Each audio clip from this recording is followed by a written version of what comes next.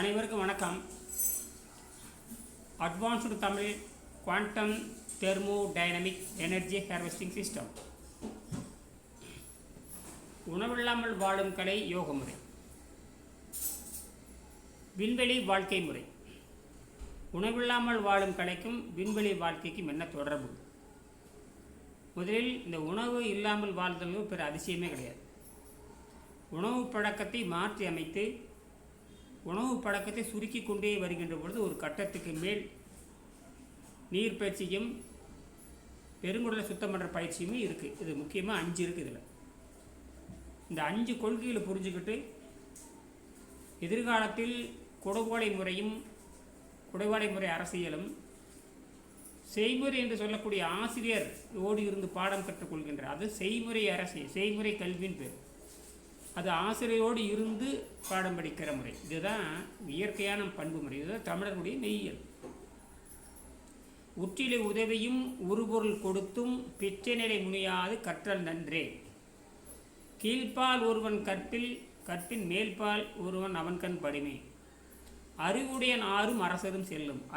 அறிவுடைய நாரும் அரசரும் அறிவாளிகளை சார்ந்தன அரசர்கள் இருப்பார்கள் என்றெல்லாம் மெய்யில் சொல்கிறது. அதனால தான் திருவள்ளுவர் சொன்னார், கல்விங்கிற அதிகாரத்தை உருவாக்கினார். கல்விங்கிறது 2000 ஆண்டுகளுக்கு முன்பாகவே தமிழர்கள் எல்லா கலைகளும் சிறந்திருந்தார்கள்.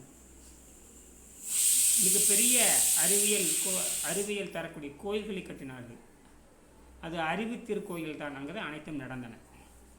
பிற்பாடு ஏதோ ஒரு வகையில் மயக்கத்தில் ஈடுபட்டு மதத்தில் சார்ந்து தன்னுடைய சொந்த அறிவை இழந்து விட்டார்கள்.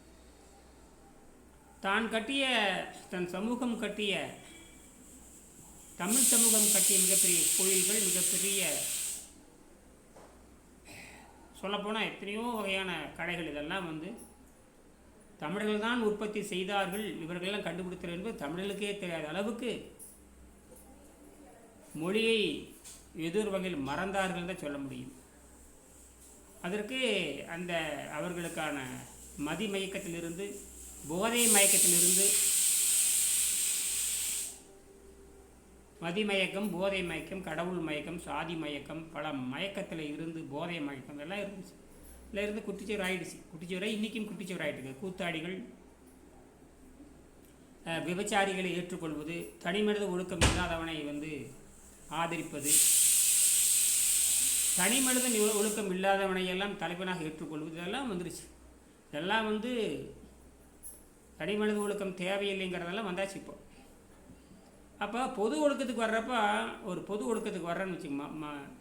அப்போ அந்த கொடுவாலை முறை என்பது நல்லவர்கள் மட்டும்தான் போட்டியிட வேண்டும். ஒரு திட்டத்தை கொடுப்பார்கள், இந்த திட்டத்தை அவன் செயல்படுத்த வேண்டும். அவனுக்கு அந்த தொழில் முடிஞ்சிட்டா வேலை முடிஞ்சு போச்சு, அவ்வளோதான். அதுக்கப்புறம் புது மக்கள் வருவார்கள். அவர்கள் தொடர்ந்து நல்ல பணி செஞ்சுட்டே இருப்பாங்க. அதுக்கு தான் கொடுவாலை முறையின் பேர். நிறைய விதிகள் கொண்டு வந்தார்கள்.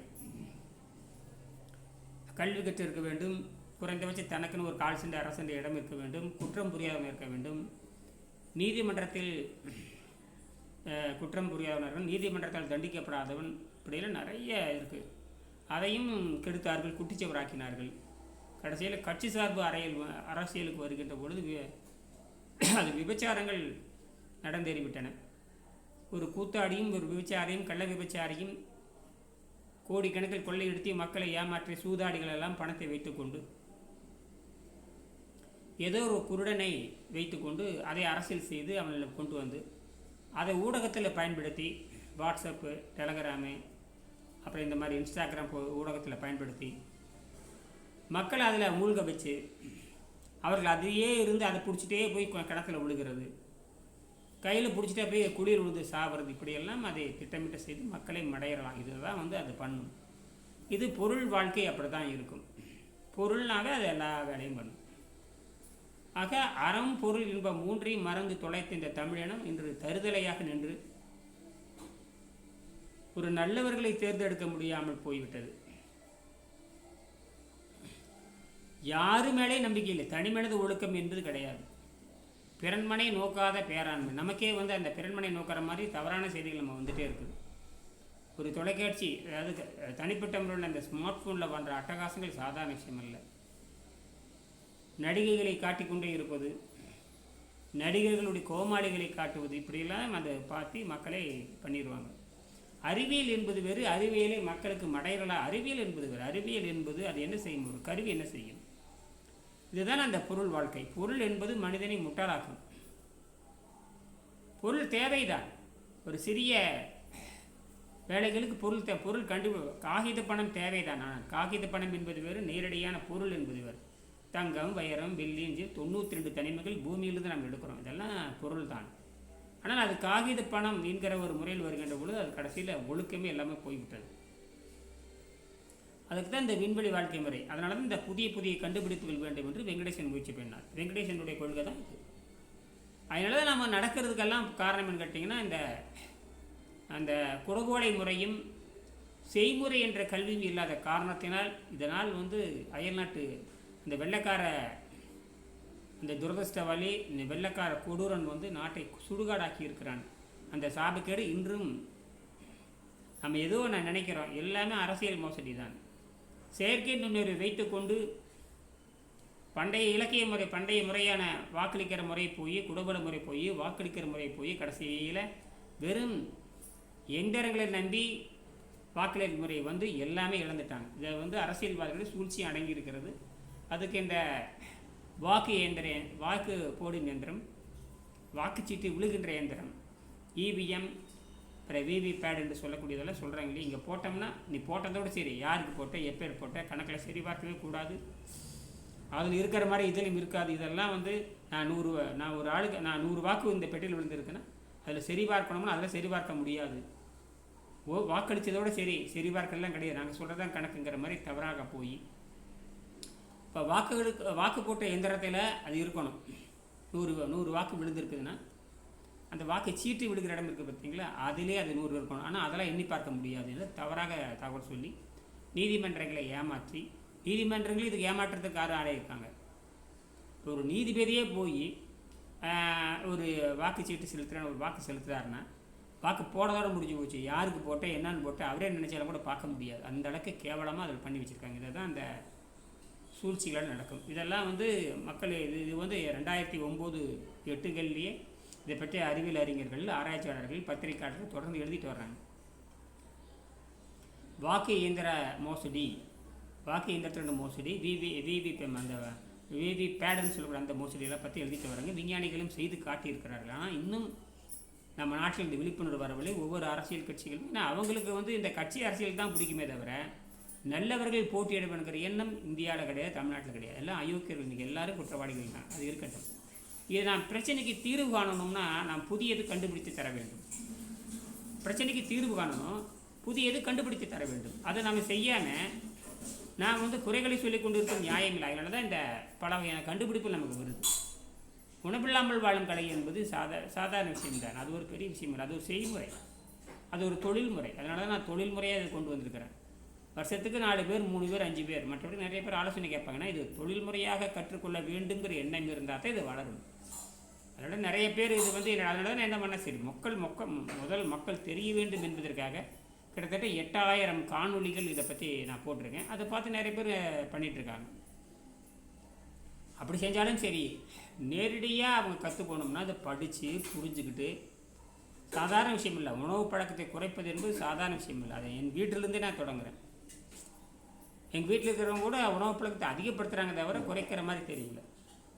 அது காரணம் அந்த அவ்வளோ அந்த ஐவகை தன்மை இது பாருங்கள். 1ஆம் அறிவு, 2ஆம் அறிவு, 3ஆம் அறிவு, 4ஆம் அறிவு, 5ஆம் அறிவு என்கிற வாய் ருசி, 6ஆம் அறிவு என்கிற பகுத்தறிவு, 7ஆம் அறிவு என்பது அண்டவெளியோடு தொடர்பு வைத்துக் கொள்வது. இதெல்லாம் இந்த 6ஆம் அறிவு இங்கே வேலை செய்யாது. அந்த உணவு ருசிக்கு அடிமையானவங்க பொய் காரணங்களை சொல்லி அதுதான் அதே தான் அந்த மாயை. அந்த போதை தான் இந்த மயக்கம், பொருள் மயக்கம். அந்த பொருள் மயக்கத்தில் 1008 பொருள் இருக்கும். அதில் விபச்சாரம் வரும், குடி வரும், ருசி வரும், கேவலமாக வரும், சைவம் அசைவம் எதுவுமே இல்லாமல் அந்த நிலத்தை கெடுப்பது. நிலம்னா உடம்பையும் குறிக்கும், நிலம்னா பூமியையும் குறிக்கும். தேயம் என்று சொன்னால் உடலையும் குறிக்கும், தேயம் என்று சொன்னால் நிலப்பகுதியும் குறிக்கும். 1 சென்ட் நிலம் வைத்திருந்தாலும் கூட அது தேயம் தான். தேயம் என்று சொன்னால் அது பூமி.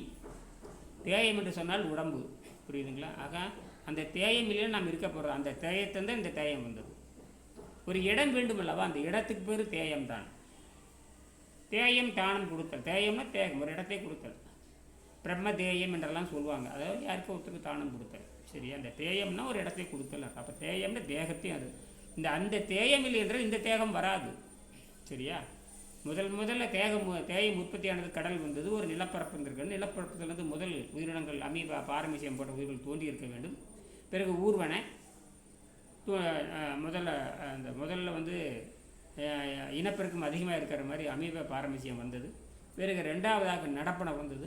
மூன்றாவது காணுகின்றது வந்தது. நாலாவது வந்து சுவாசம் வந்தது. ஐந்தாவது வந்து வாயுருசி வந்தது. ஆறாவது வந்து பகுத்தறி வந்தது. ஏழாம் வரை வந்து அண்டவெளியோடு தொடர்பு வைத்துக் கொண்டு சக்திகளை பெற்று வாழுதல் என்ற நிலைக்கு உயர்த்துகின்ற வரைக்கும் இந்த கல்வி இருக்க வேண்டியது இந்த அடிப்படை. அதனால் எதிர்காலத்தில் மனிதன் விண்வெளியில் குடியேறி வாழ்கிற போகிறான் என்பதற்காகத்தான் இந்த கண்டுபிடிப்பெல்லாம். இப்போ ஒரு சாதாரண ஒரு ஆராய்ச்சி நான் பண்ணிகிட்ருக்கேன். இது மார்ச் 22 நான் ஒரு செத்துப்போன டீரோசெல் பேட்டரி, சைனா தயாரிப்பான செத்துப்போன டீரோசெல் ஜெல் பேட்டரிம்பாங்க. டீரோசெல் அப்படிங்கிற ஒரு நிறுவனத்தினுடைய ஜெல் தொழில்நுட்பம். பழைய முறை 100 வருஷத்துக்கு முன்னாடி இருக்கிற முறை என்பதுன்னு பார்த்தீங்கன்னா அல்கலின் பேட்டரி, ட்ரை செல் பேட்டரிம்பாங்க.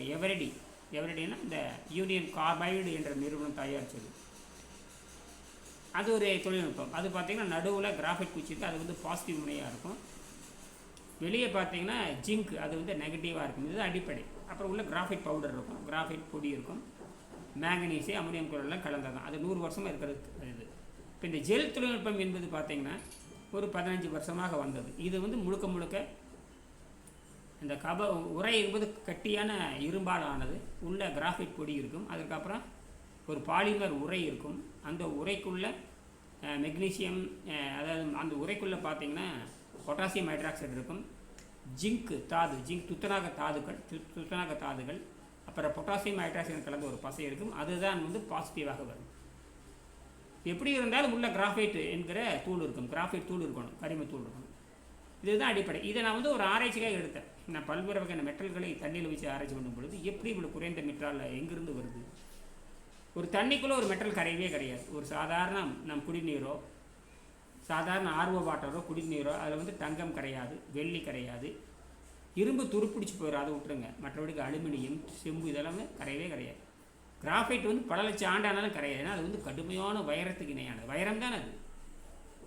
கொஞ்சம் அழுத்தம் மாறுபட்டு அதனுடைய உள்ளே இருக்கிற செல் அமைப்பு, கட்டமைப்பு, இது வந்து அறுகோண வடிவம், அது வந்து சதுர வடிவம் அல்லது வந்து கனசதுர வடிவம் என்றெல்லாம் நான் படிச்சிருக்கேன். ஆனால் சதுர வடிவம் அது கனசதுர வடிவமாக தான் இருக்க வேண்டிய வைரம். இது வந்து அறுகோண வடிவம், தேன்கூடுன்னு சொல்லுவாங்க, அறுகோண கல்வம் சொல்லுவாங்க. சித்தர்கள் வந்து அறுகோணத்தை பற்றி பேசுவோம், எண்கோணம், அறுகோணம்.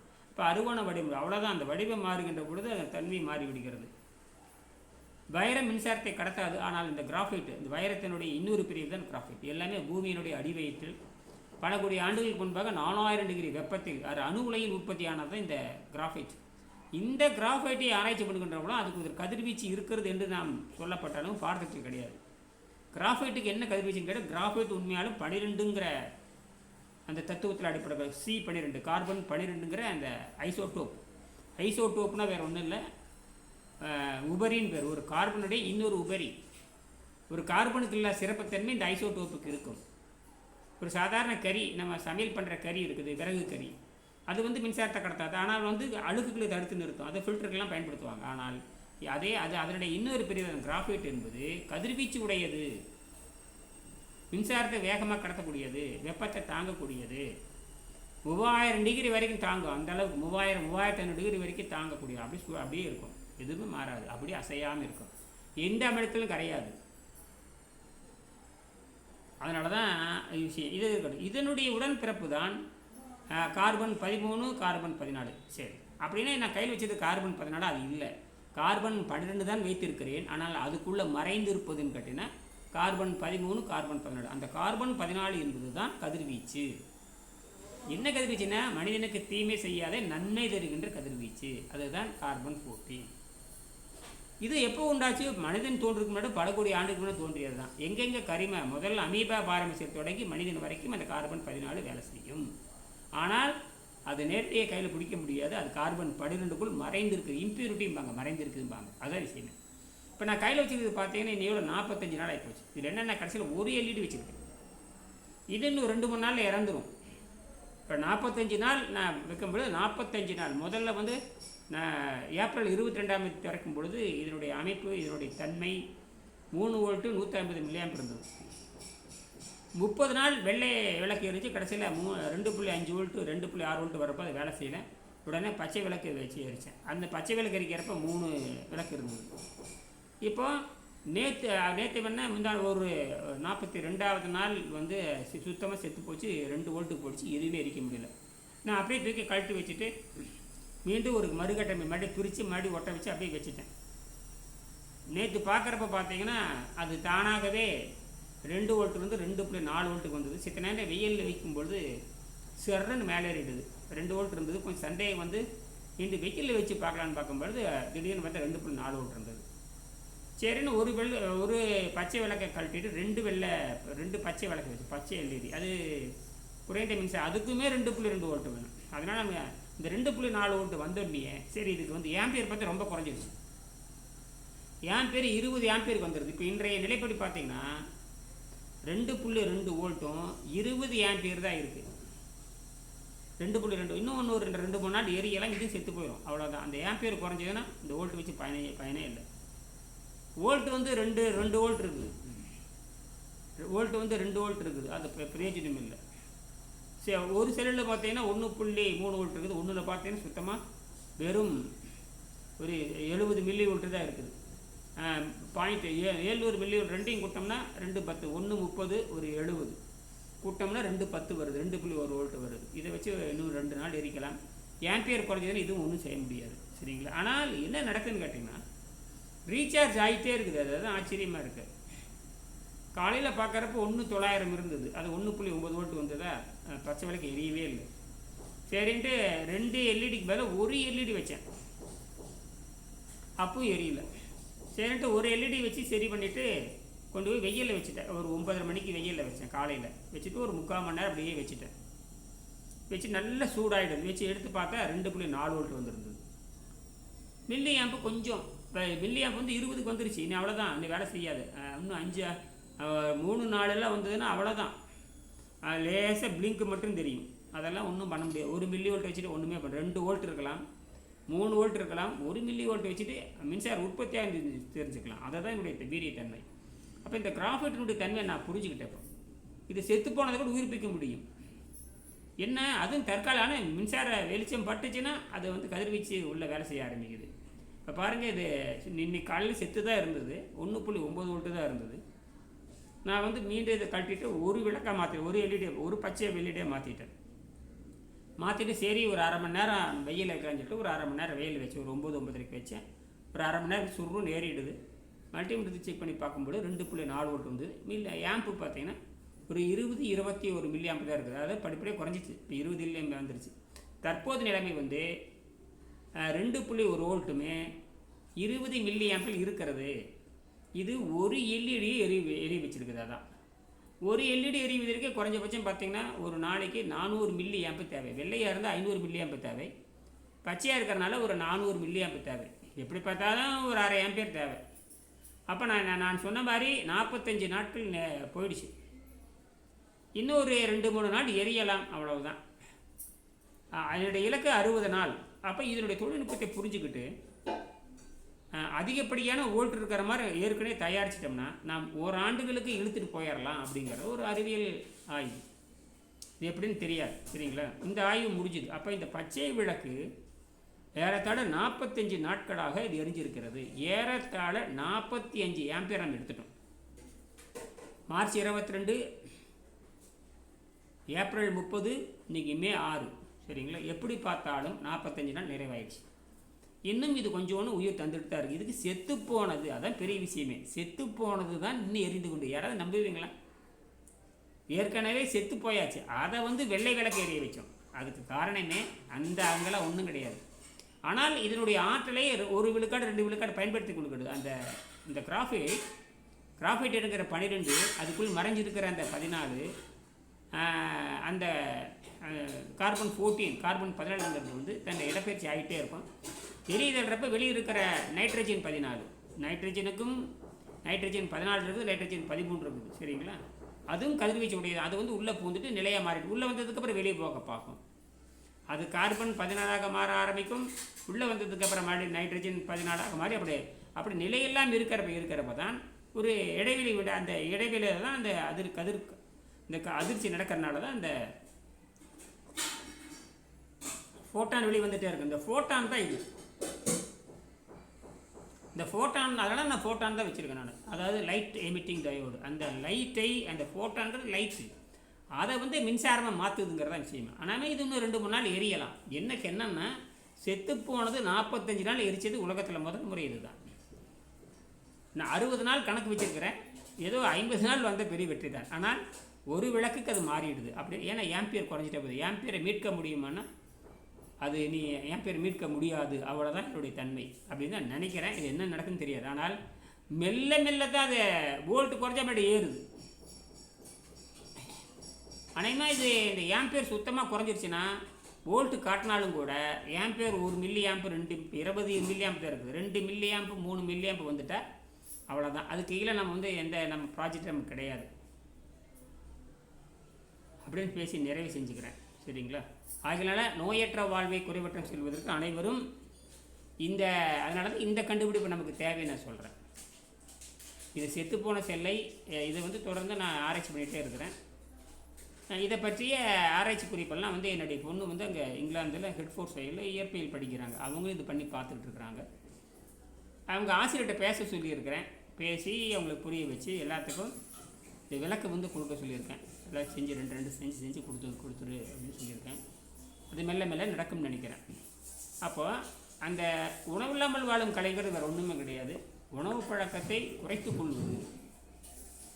உணவு பழக்கத்தை குறைக்கிறப்ப அந்த நீர் பயிற்சியும் அப்புறம் வந்து காய்கறி பயிற்சியும் தேவை. நீர் பயிற்சியும் காய்கறி பயிற்சி தொடர்ந்து செய்கிறப்போ ஒரு குறிப்பிட்ட நிலையான எடைக்கு வரும். என்ற எடை வந்து பார்த்தீங்கன்னா 80 கிலோ இருந்தது. 60 கிலோவுக்கு வரைக்கும் 58, 59 வந்து நின்றுச்சு. இப்போ 60, 60லேயே நின்றுருக்குது. இப்போ 2-3 நாளாக வந்து இந்த வெயில் கடுமையாக இருக்கிறதுனால இந்த பழஞ்சூற்று நீர் குடிக்கிறேன். அந்த பழஞ்சூற்று நீர் அதுலேயே எனக்கு வந்து 3 கிலோ இடையேறிடுது. பழஞ்சூற்று நீர்னு சொல்லக்கூடிய அந்த நீரை நான் குடிக்கிறதுனாலே ஒரு 4 கிலோ அதிகமாக காட்டுது. அதுலேயே அது லேசான உப்பு இருக்குது. லேசான இதில் நச்சுப்பொருள் இருக்கிறதுனால அந்த நச்சுப்பொருள் வந்து போலியான எடை கொடுக்குது. அது நீர்பயிற்சி போட்டோம்னா சரியாக போய்டும். அது ஒரு பெரிய விஷயம். கடகடன்னு ஒரே நாளில் அது குறைஞ்சிரும். இருந்தாலும் ஒரு சாதாரண அந்த பழஞ்சூட்டு நீர் சாப்பிட்டாலும் கூட அதற்கான எடையை கூடிய அந்த உப்பு இருக்கு இல்லையா, அந்த உப்பு வந்து போலி எடையை காட்டுது. ஒரே நாளில் அது குறைஞ்சிடும். அதனால் நோயற்ற வாழ்வு வாழணும்னா நம்ம ஜீரண நீரை நிறுத்தி பழக வேண்டும். நைட்ரஜனை அந்த உணவு மாற்றிக்கொள்ளும். இப்படி தான் வந்து இந்த டாக்டர் ஆர்னால்ட் டேகரேட் தன்னுடைய 1866 1922 வாழ்ந்தவர். அவர் எழுதுகிறாரு, human body is a air machine with water used as a lubricating and cleaning agent. So food is unnecessary and often damaging to the body அப்படின்னு எழுதுகிறார்.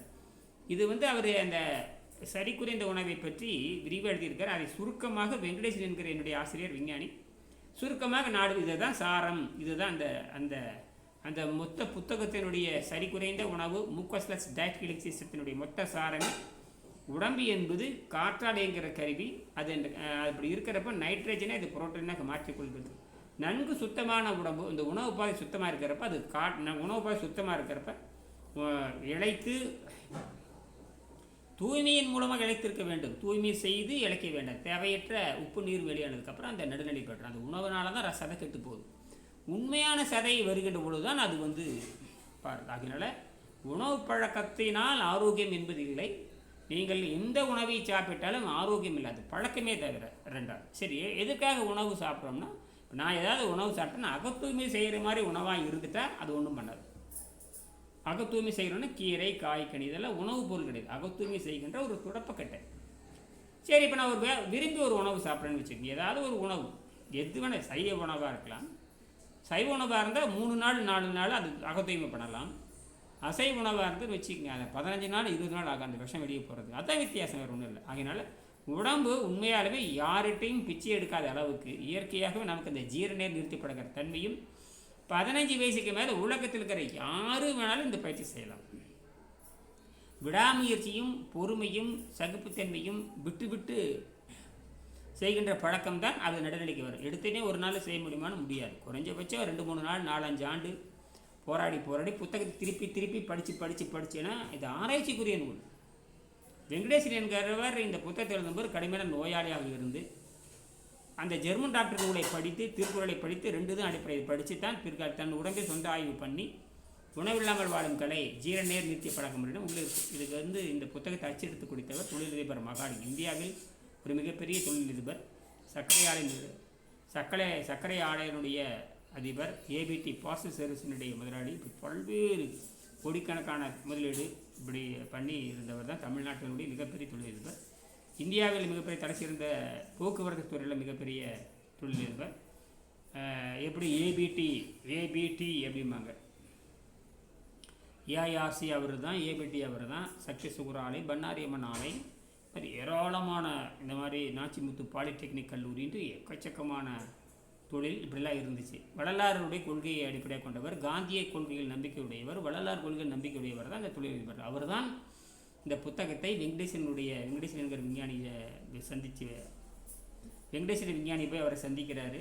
அப்போ அவர் வாங்கி படிச்சுட்டு தன்னுடைய சொந்த அச்சகத்தில் அசல் விலைக்கு அடித்து கொடுத்து தமிழர்கள் படிக்க வேண்டும், படித்து தன்னுடைய ஆரோக்கியத்தை பெருக்க வேண்டும், அறிவை பெருக்கிக் கொள்ள வேண்டும் என்று அனுப்பிச்சார். இன்றைக்கி தமிழ்நாடு இருக்கிற நிலைமை பார்த்திங்கன்னா ரொம்ப கேவலமாக ஒரு விபச்சாரிகள் வீட்டை விட மோசமான கலாச்சாரமும் மோசமான ஒழுக்கக்கேடுகளும் வள்ளுவர் காலத்திலே தொடங்கிடுது. அது வேகமாக இன்னும் பரவிட்டு இருக்குது. சாதி மதம் அரசியல் ஒழுக்கமின்மை எல்லாம் பெருகி அடுக்கி கொண்டு இருக்கிறது. இப்படித்தான் இருக்கும். இதை ஒன்றும் செய்யவே முடியாது. நாம் உடனே தப்பித்தாக வேண்டும் என்பதற்காகத்தான் இந்த உணவில்லாமல் வாழும் கலை எழுதப்பட்டது. அனைவரும் சிந்திங்க. இந்த உணவில்லாமல் வாழும் கலை படியுங்க. சொல்லப்படுகின்ற கருவிகளை செய்து பாருங்கள். எதிர்காலத்தில் 50 ரூபா செலவில் நம்ம பானு நானோ நியூக்ளியர் பிளான்ட் செய்ய முடியும். இதை பெருசாக செய்யணும் ஒரு ஆசையாக இருக்குது. சரியான ஆசிரியர்களும் சரியான வழிகாட்டுதலும் இருந்தால் இதை வளர்த்தெடுக்க முடியும். அதில் கூர்ந்து ஆசிரியர் பெருமக்கள், அதாவது மின்சாரத்துறையைச் சேர்ந்த ஆசிரியர் பெருமக்கள், மின் அணுவியலைச் சேர்ந்த ஆசிரியர் பெருமக்கள், எலக்ட்ரிக்கல் மற்ற துறையை சேர்ந்த ஆசிரியர் பெருமக்கள் கவனிச்சிங்கன்னா தொடர்பு கொண்டு இதை வளர்த்தெடுப்பதற்கான கொஞ்சம் வேலை செய்யுங்க. இதை அறிவியல் இதழில் வெளியே கொண்டு வரணும். இப்போ நான் அதுக்கான முயற்சி பண்ணுறேன். அறிவியல் இதழ் இந்த பிரச்சார் பாரதி சபைன்னு சொல்லுவாங்க. விஞ்ஞான் பிரச்சார் பாரதி சபை, விஞ்ஞான் பிரச்சார் பாரதி அப்படின்னு சொல்லுவாங்க. அதன் மூலமாக வெளியிடப்படுகின்ற அறிவியல் பலகையில் இதை பற்றி ஆய்வு கட்டுரை எழுதலாம் என்று இருக்கிறேன். அறிவாளிகளாக நீங்கள் இதை கவனித்து சரியான வழி காட்டுமாறு அன்புடன் கேட்டுக்கொள்கிறேன். நன்றி.